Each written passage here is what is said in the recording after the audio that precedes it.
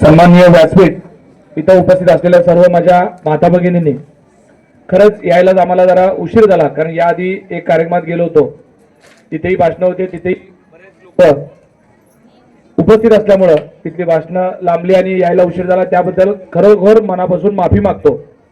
आताच शिंदे साहेबांचा कार्यकाल कशा पद्धतीने मुख्यमंत्री काळ म्हणून राहिला हे सगळ्या भगिनींना माहीत आहे, पण आता सोलापूर महानगरपालिकेचं इलेक्शन लागलंय, तुमच्या समोर इथं आता सगळीच लोक मत मागायला येणार आहेत, सगळीच लोक आपापल्या पद्धतीने काम सांगणार आहेत। पण तुम्हाला माहित आहे सध्या जे राज्याचे मुख्यमंत्री आहेत ते 2014 ला सुद्धा महाराष्ट्र राज्याचे मुख्यमंत्री होते, त्यावेळेस त्यांनी ही योजना आपल्याला दिली नव्हती, हे लक्षात महिलांनी ठेवलं पाहिजे खास करून। कारण आता जरी सांगायला चालू केलंय आपल्या मित्र पक्षांनी की योजना शिंदे साहेबांनी नाही तर सध्याच्या मुख्यमंत्री साहेबांनी आणलेली, तर ही योजना त्यांना आणायची होती, लाडक्या बहिणींचा विचार त्यांच्या मनात तेव्हा होता, तर 2014 ला ते हे महाराष्ट्र राज्याचे मुख्यमंत्री म्हणून कार्यरत होते, तेव्हा ही महाराष्ट्रामध्ये लाडकी बहीण योजना कधी आली नव्हती। लाडकी बहीण योजना ही कधी आली आहे तर फक्त महाराष्ट्रामध्ये दाढीवाल्यांनी एकनाथ शिंदे साहेबांनी आणली, हे लक्षात ठेवलं पाहिजे।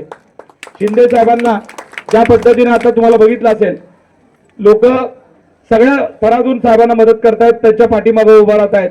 मुस्लिम समाजाचा साहेबांकडे ओढा वाढलेला आहे, दलित समाजातून साहेबांबद्दल खूप मोठ्या प्रमाणात प्रेम वाढलेलं आहे, ओबीसी बांधव साहेबाला जोडतायत, मराठा बांधव, शेतकरी बांधव, कामगार, या सगळ्या क्षेत्रात आदरणीय एकनाथजी शिंदे साहेबांचं नेतृत्व प्रचंड मोठ्या प्रमाणामध्ये लोकप्रिय होत असताना मी आवर्जून सांगतो की हा जो प्रभाग आहे या प्रभागामध्ये धनुष्यबाणाचे जे कोणी उमेदवार असतील त्यांच्या पाठीमागे आशीर्वाद रूपी आपण उभं राहणं आणि जे कोणी पक्षाचे चिन्हावर अधिकृत उमेदवार असतील त्यांना आशीर्वाद देणं ही तुमच्या सगळ्यांची जबाबदारी आहे।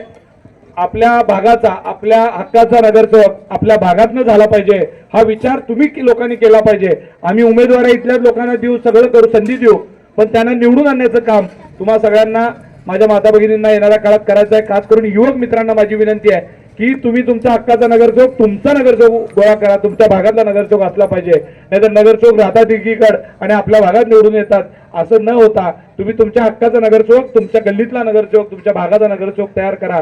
आम्ही मेत्रे साहेबांच्या नेतृत्वात आम्ही तुम्हाला सगळ्याला हक्काचा नगरसेवक देण्याचा, उमेदवार देण्याचा प्रयत्न करू, एवढं सांगतो। सर्व शाखेच्या पदाधिकाऱ्यांचं मनापासून धन्यवाद देतो, अभिनंदन करतो। कोणतंही काम असू द्या, कधी तुम्ही शिवसेना संपर्क कार्यालयामध्ये संपर्क करा, आमच्या सर्व मान्यवर स्टेजवर बसलेल्या लोकांशी संपर्क करा। अर्जुन दादा तर आहेतच, पण सचिन भाऊ असतील, मेत्रे साहेब असतील, आम्ही अहोरात्र तुमच्यासाठी सदैव उपलब्ध आहोत, एवढं सांगतो आणि थांबतो। जय हिंद, जय महाराष्ट्र।